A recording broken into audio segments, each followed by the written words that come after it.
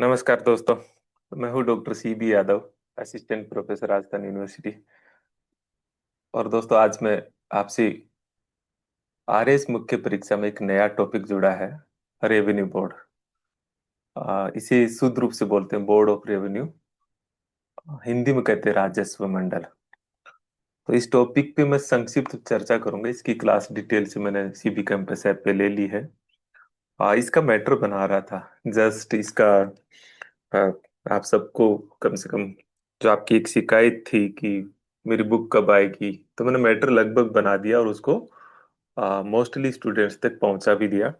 और CB campus app पे एक अलग से फोल्डर बना के, और बहुत ही मतलब नॉमिनल सी, जो मतलब कहते हैं कि 3-4 चाय के बराबर कॉस्ट में इसको आपको मैंने भेज भी दिया है। तो मैं जब बना रहा था तो मुझे लगा कि एक नया टॉपिक है, उन विद्यार्थियों को भी इसके बारे में थोड़ी समझ होनी चाहिए, जो नए विद्यार्थी हैं, जो मेरे ऐप से नहीं जुड़े हुए हैं। तो उनके लिए मैं एक संक्षिप्त लेक्चर ये रख रहा हूँ। तो ये जो टॉपिक है वो लोक प्रशासन में है। एक स्टेट एडमिनिस्ट्रेशन पेपर चलता है भारत में, राज्य प्रशासन, जैसी एक पुस्तक है। रमेश के अरोड़ा जी की पुस्तक है, सुरेंद्र कटारिया जी की पुस्तक आती है, एक रविंद्र शर्मा जी की पुस्तक आती है। और ऐसी बहुत सारी पुस्तकें हैं इस पे। कई मतलब लोक प्रशासन में ऐसा होता है कि जो कुछ नहीं लिखता वो राज्य प्रशासन पे जरूर लिख देता है। तो बहुत सारी पुस्तकें हैं। लेकिन रेवेन्यू बोर्ड का जो मैटर अगर आप देखोगे तो अलग अलग किताबों में अलग अलग तरह से है। थोड़ा सा कॉन्फ्लिक्ट सा, मतलब एक तरह से कंफ्यूज करने वाला भी है। लेकिन ये टॉपिक आपके लिए वैसे अगर आप सेवाओं में जाते हो तो भी बहुत महत्वपूर्ण है। तो देखिए, मैं इस टॉपिक पे बहुत संक्षिप्त सी चर्चा करता हूँ, आप ध्यान से इसे सुनिए। और इसके नोट्स की जो लिंक है वो भी मैं मेरे डिस्क्रिप्शन में भेज दूंगा, तो उनको भी पढ़ लीजिएगा। तो राजस्व मंडल क्या है, ये एक चीज थोड़ा सा समझते हैं। तो बोर्ड ऑफ रेवेन्यू, तो राजस्व मंडल राजस्थान में राजस्व प्रशासन की सबसे सर्वोच्च संस्था है। ये सर्वोच्च संस्था एक तरह से जुडिशरी की भी सर्वोच्च संस्था है, एक तरह से ये एडमिनिस्ट्रेशन की भी सर्वोच्च संस्था है, और एडवाइजरी रोल में भी सर्वोच्च है। मतलब रेवेन्यू एडमिनिस्ट्रेशन से संबंधित जितने भी मामले हैं उन पे सबसे सुप्रीम अथॉरिटी है रेवेन्यू बोर्ड। इसका मुख्यालय राजस्थान में अजमेर में है। तो राजस्व राजस्व का मतलब तो शायद आप सबको पता होगा कि वो प्रशासन जिसका संबंध जमीन से हो। जैसे जो रेवेन्यू को एकत्रित करना हो, उसका रिकॉर्ड रखना हो, उससे संबंधित विवादों का निस्तारण करना हो, स्टाम्प ड्यूटी है, इससे संबंधित बहुत सारी आपदाएं आती है, उनसे संबंधित है, ऋण से संबंधित है, इन सब तमाम चीजों से। और रेवेन्यू एडमिनिस्ट्रेशन आप जब अलग से पढ़ते होंगे तो पता है, पटवारी, कानून गो, नायब तहसीलदार, तहसीलदार, SDO, AC, उसके बाद में आपका DM, बेसिकली बीच में कुछ आ जाते हैं, फिर आपका डिविजनल कमिश्नर, संभागीय आयुक्त। ये इसमें जो डिस्प्यूट सेटलमेंट वाला पार्ट है, जो अलग अलग जमीनों से संबंधित विवाद होते हैं, वो तहसीलदार से हियरिंग शुरू होती है, उसकी अपील SDO, उसकी अपील, हालांकि बीच में AR वगैरह आते हैं, लेकिन उसकी अपील जो है DM, उसकी अपील फिर संभागीय आयुक्त, इस तरह से होती है। और लास्ट जो अपीलेट अथॉरिटी है वो होती है रेवेन्यू बोर्ड। लेकिन रेवेन्यू बोर्ड में कंफ्यूज क्यों होते हैं, थोड़ा सा इसको समझिए। इसलिए बेसिक कंसेप्ट को मैं थोड़ा सा बता दूंगा, तो आप जब पढ़ेंगे तो समझ में आ जाएगा। बेसिकली आपने सुना होगा एक ट्रिब्यूनल का कंसेप्ट होता है, न्यायाधिकरण का कंसेप्ट। ट्रिब्यूनल एक ऐसी बॉडी होती है, एक क्वासी जुडिशरी बॉडी होती है, जो मुख्यतः ये कहें उनको कि वो किसी क्षेत्र विशेष में विशेषज्ञ, एक्सपर्टाइज न्याय देती है, जो थोड़ी न्याय की सरल प्रक्रिया है, इतनी औपचारिकता नहीं होती है। और इसका जो स्ट्रक्चर बनाया जाता है उसमें लगभग 50% उस क्षेत्र के एक्सपर्ट लोगों को रख लिया जाता है, और 50% जो है वो जुडिशरी के लोगों को रख लेते हैं। और इस तरह से ट्रिब्यूनल का कंसेप्ट है। जैसे सेंट्रल एडमिनिस्ट्रेटिव ट्रिब्यूनल है, जैसे कंपनी ट्रिब्यूनल है, जैसे ग्रीन ट्रिब्यूनल है, नहीं है। तो इस तरह से अलग अलग ट्रिब्यूनल है। तो एक तरह से आप ये देखिए कि बोर्ड ऑफ रेवेन्यू भी एक ट्रिब्यूनल है। मतलब इसमें कुछ लीगल साइड के लोग, कुछ एडमिनिस्ट्रेशन साइड के लोग मिल करके एक न्याय की व्यवस्था देते हैं। लेकिन जो सबसे इंपॉर्टेंट चीज है, जो जानने योग्य है, वो यह है कि राजस्व मंडल या बोर्ड ऑफ रेवेन्यू केवल ट्रिब्यूनल ही नहीं है। ये ट्रिब्यूनल के साथ साथ में एडमिनिस्ट्रेटिव यूनिट भी है, रेवेन्यू की सबसे सर्वोच्च, और साथ साथ ही राजस्व के मामलों में सबसे सुप्रीम सलाह देने वाली भी है। अब ये तीन काम करती है रेवेन्यू बोर्ड, इसलिए इसको कहते हैं कि एक तरह से ट्रिपल एक्शन, ट्रिपल रोल के अंदर रहती है। तो ट्रिपल रोल में रहती है तो मतलब ये भी थोड़ा जानना जरूरी है हमारे लिए कि जो रेवेन्यू बोर्ड है, उसमें जो जुडिशरी का काम है, वो जुडिशरी का काम बेसिकली कौन से कानूनों के तहत होता है? तो जो भूमि से संबंधित बहुत सारे कानून होते हैं, जैसे भू राजस्व अधिनियम 1956 है, जैसे राजस्व खातेदारी अधिनियम 1955 है, जैसे राजस्व राजमार्ग संपत्ति अधिनियम 1956 है, जैसे राजस्व कर सहकारी अधिनियम 1955 है, जैसे बेनामी संपत्ति निवारण अधिनियम 1956 है। ऐसे बहुत सारे कानून जो जमीन से जुड़े हुए कानून है, जिनका डिटेल्स मैंने इस नोट्स में भी दिया है। उन सब कानूनों को आधार बना करके ये सुनवाई करती है। सुनवाई की प्रक्रिया में पहले एक सिंगल बेंच होती है, उसकी अपील आप डबल बेंच में कर सकते हो। फिर एक फुल बेंच होती है जिसमें पूरा का पूरा जो राजस्व बोर्ड के जितने भी सदस्य होते हैं वो बैठते हैं। और अगर फिर उसके बाद भी आपको अपील करनी है तो फिर आप हाई कोर्ट जा सकते हो, और ऊपरी सुप्रीम कोर्ट का जो हमारा दरवाजा हमेशा जो प्रोविजंस है उसके तहत खुला रहता है। लेकिन एक अपीलेट अथॉरिटी, जो रेवेन्यू एडमिनिस्ट्रेशन के सिस्टम में है, वो लास्ट जो है वो बोर्ड ऑफ रेवेन्यू होता है। जो एडमिनिस्ट्रेटिव टास्क होता है उसमें ये बेसिकली जितने भी सुपरवाइजरी काम है, मतलब जितना भी राजस्व प्रशासन है उसका निरीक्षण करना है, कर संग्रह करना है, भूमि सुधार को लागू करना है, आपके नामांतरण है, तो जितने भी सुपरवाइजरी और कंट्रोल का काम है इस पूरे प्रशासन पे, वो उसका एडमिनिस्ट्रेटिव टास्क है।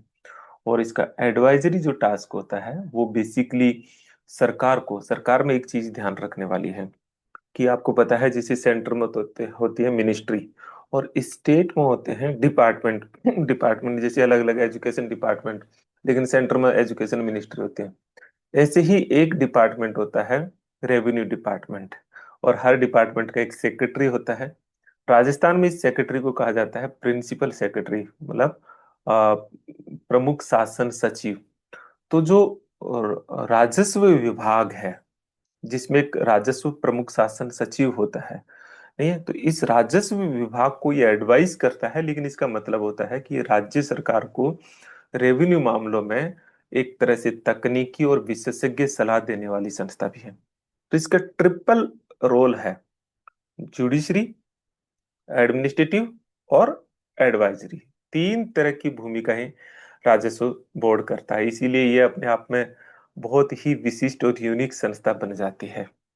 अब आपका सवाल आता है कि ये सारी कहानी कह दी, बेसिकली जो मैं जितनी चीजें बता रहा हूँ उसको स्टूडेंट सबसे लास्ट में पढ़ता है या पढ़ता भी नहीं है? वो क्या पढ़ता है किसी भी कमीशन में, बोर्ड में? उसकी संरचना क्या है, उसकी नियुक्ति कैसे होती है, बस यही पढ़ के वही तीसरी कर लेता है। लेकिन बेसिकली सिविल सर्विसेज के भीतर ये पार्ट तो है, लेकिन ये सब कुछ नहीं है। ज्यादा पार्ट होता है इसका रोल, इसके समक्ष चैलेंजेज, इसकी इस पर कुछ कमेटियों ने अगर कुछ बात कही है तो वो क्या सजेशन दे सकते हैं, आगे की राह क्या हो सकती है।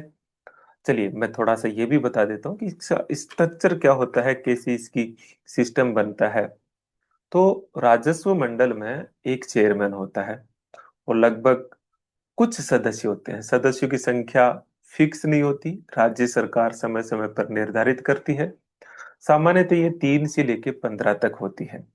देखिए इसका चेयरमैन जो होता है वो सुपर टाइम स्केल कोई आईएएस होता है। सुपर टाइम स्केल होता है जो लास्ट पोजीशन होती है एक तरह से। आ, एक तरह से सामान्यतः क्या होता है कि जो चीफ सेक्रेटरी किसी सीनियर को न बना के जूनियर को बना देते, तो जो उसको फिर आप बना देते हो, बहुत ही सीनियर मोस्ट आईएएस अधिकारी इसका चेयरमैन होता है। जैसे मैंने पहले ही बताया कि एक ट्रिब्यूनल है तो इसमें दो तरह के सदस्य होते हैं, कुछ प्रशासनिक सेवाओं से और कुछ जुडिशरी सर्विसेज से या जुडिशियल के एक्सपर्ट लोग होते हैं।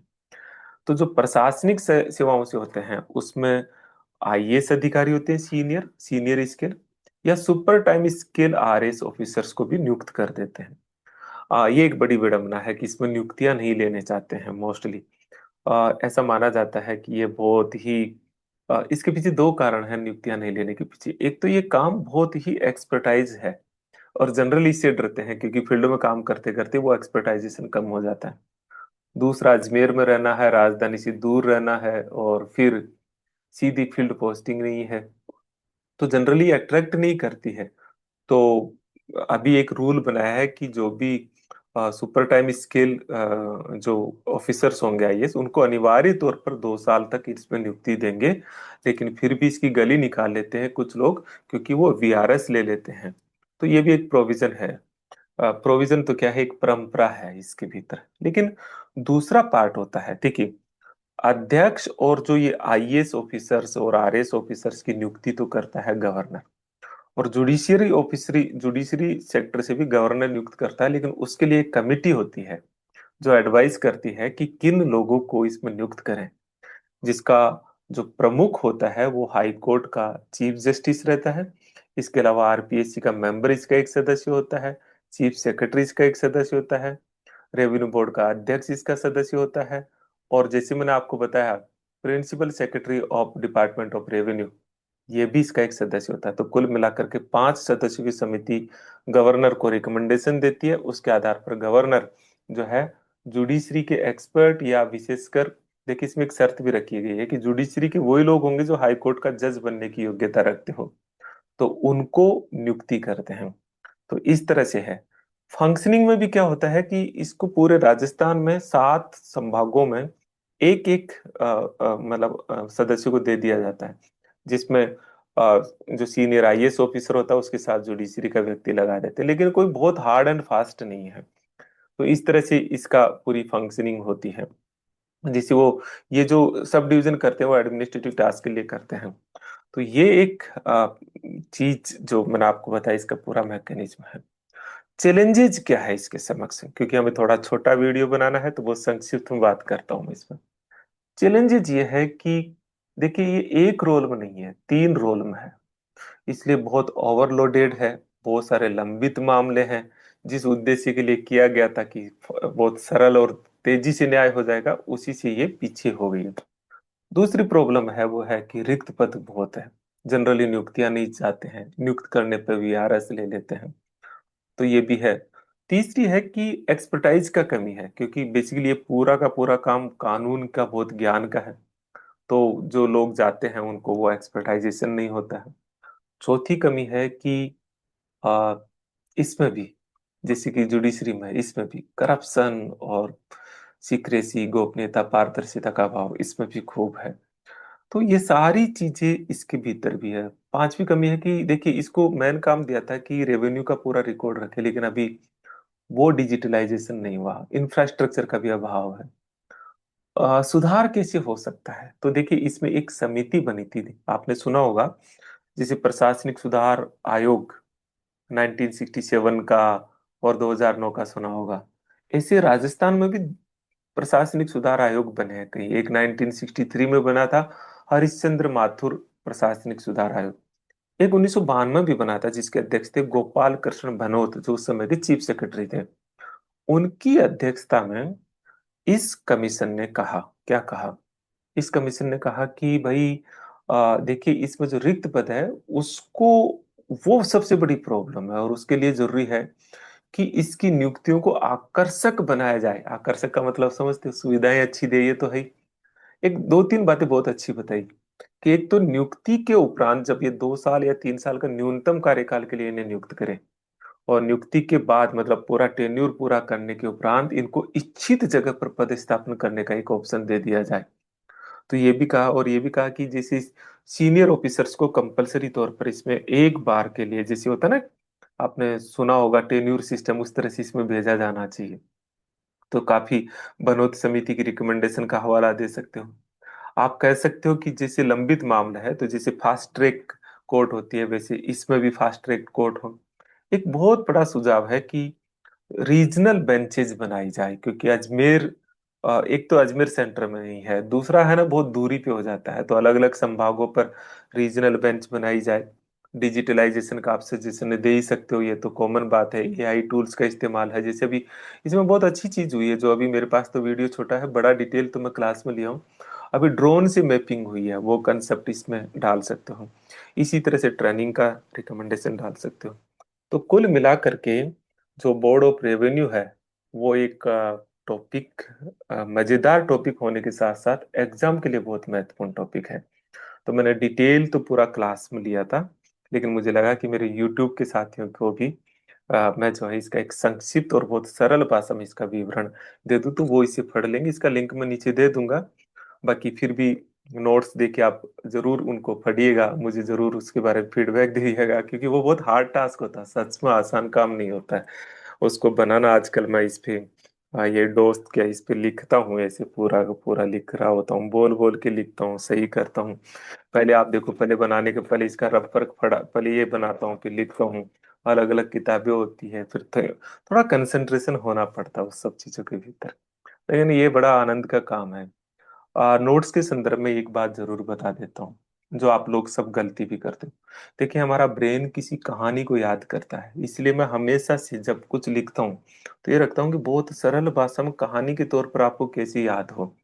और उसके बाद में उसका जो फॉर्मेट है, आपने शायद देखा होगा, अगर आप जाके भी देखना, मैंने उसका एक रैपिड रिवीजन, मतलब एक डायग्राम टाइप में पूरे पार्ट को रिवाइज करने का, इसीलिए वो पेज ही ज्यादा दिख रहे हैं, बेसिकली पेज नहीं है वो, जितने पेज है उससे ज्यादा तो रिवीजन का जो चार्ट है वो है। इसलिए कुछ स्टूडेंट्स कह रहे हैं अरे 500 600 पेज हो गए। नहीं भैया, पेज तो 250 300 ही है, और किताब फॉर्मेट में आएंगे तो 300 भी नहीं बनेंगे।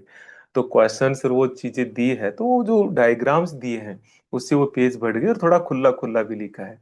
तो आप घबराए नहीं, मैटर ज्यादा नहीं है, मैटर बहुत सरल है। उसमें एक चीज मेरे, मतलब मैं बहुत गहरे से बता रहा हूँ, इसमें कुछ भी अननेसेसरी नहीं है जो आपके लिए एक लाइन भी, मतलब मैं ये मानता हूँ कि एक लाइन भी अगर एक्स्ट्रा हो तो हटाता हूँ। तो बहुत कंसोलिडेट मैटर है, इसलिए कोई भी ये ना समझे कि उसमें कुछ भी चीज छोड़ने लायक है। ये जरूर है कि मैं जब एक बार एक्सप्लेन कर देता हूँ, तो जो मैं एक्सप्लेन करता हूँ उसी भाषा में वो मैटर होता है। तो उसके बाद उसे, मतलब उसके बाद वो खेल सकते हो आप उसके लिए, वो आपके लिए भार नहीं रहेगा उसके बाद में। हाँ, नया विद्यार्थी जब उसे पढ़ रहा होगा तो डिकोड करने में नेचुरली कुछ दिक्कत आएगी। तो चलिए, आज मैंने राजस्व बोर्ड के बारे में आपको बताया, आपको कैसा लगा? अगर आपको लगता है कि ऐसी कुछ वीडियोज बिल्कुल सिंपल ऐसे बैठ के बनाने में मुझे दिक्कत नहीं है, तो मैं और कुछ बना दूंगा, आपके लिए फायदेमंद रहता है तो जरूर बताइएगा। और कुछ और भी सजेशन है तो जरूर दीजिएगा। सीबी कैंपस ऐप आप डाउनलोड कर लीजिए, उस पर बहुत सारी चीजें मैं वैसे भी डालता रहता हूँ। चलिए, और नीचे नंबर वगैरह दिए हैं, मुझसे अगर आपको कोई कांटेक्ट करना है तो टेक्स्ट मैसेज कर दीजिए। मेरे नंबर है, इसमें तो लिखे नहीं है, 9887898181। ओके, आपने सबने थोड़ा सा बड़ा हो गया पूरा देखा, इसके लिए बहुत बहुत शुक्रिया। Thank you very much.